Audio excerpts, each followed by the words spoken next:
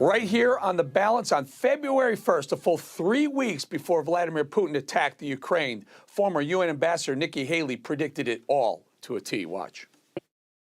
So my gut tells me that somewhere between the last day of the Olympics, February 20th, and March 1st, when Putin has to give his State of the Union address, that's when Putin's going to see his window. Certainly, he could decide to do this during the Olympics, but I think he is trying to play nice with President Xi in China, and I think he wants to see how many medals his athletes can win without the Olympic Committee throwing them out.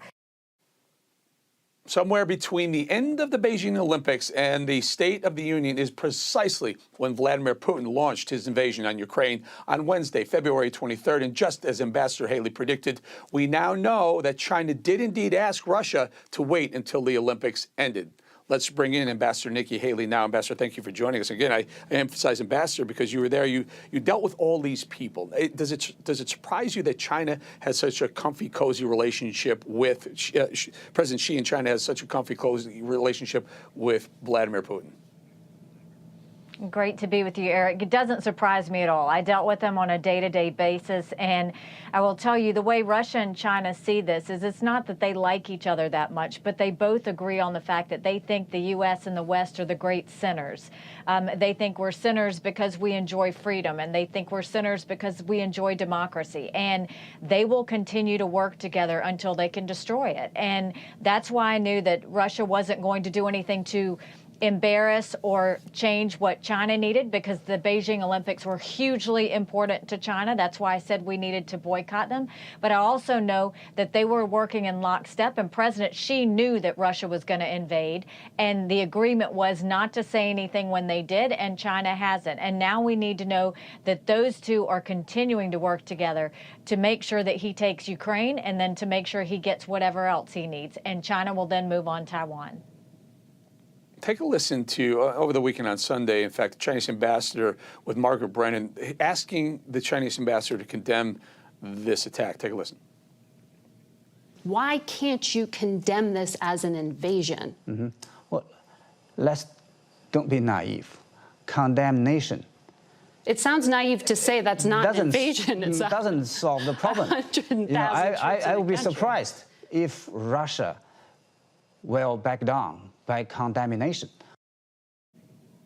No, maybe not back down, Ambassador, but maybe certainly get a friend that they see in China to say, hey, enough is enough. That may help. No?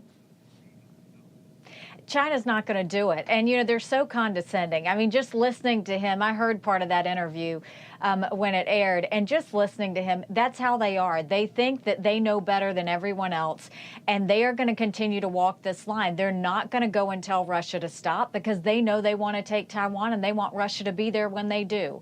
And we need to be in front of this. You know, as Biden goes to meet with our European brothers and sisters, he needs to make sure that, one, we're talking about what Ukraine needs with the planes and make sure we get the humanitarian aid to them so they can stay strong. But two, he should be talking about how they're going to become energy independent so that they no longer rely on an enemy for their energy needs. And we should be a part of that conversation when it comes to exporting liquefied natural gas. So a lot needs to be there, but I hope that they're all in check to know that China is going to be standing next to Russia through this entire war.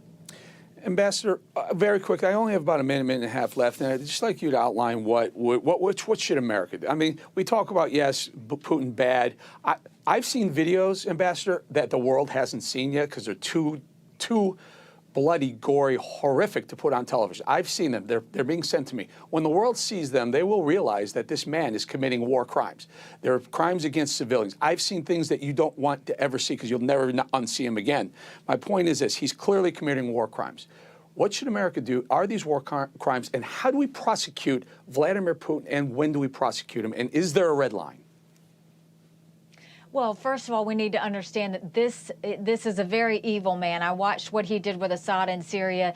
His next step is chemical weapons, and we need to prevent him from using chemical weapons. That would be taking it to a whole new level. We don't want to see it get there. They need to prevent that. Secondly, we've got to make sure that China does not aid Russia through money, through anything else. Thirdly, we should not be getting into the Iran nuclear deal, because all that is another lifeline to Putin, and it's more dangerous to us. So we need to see this for what it is. This is the fact that when anyone threatens freedom, the U.S. shouldn't be so arrogant to think this couldn't happen to us, because it could. But so the Ambassador, fight that we put please against Putin.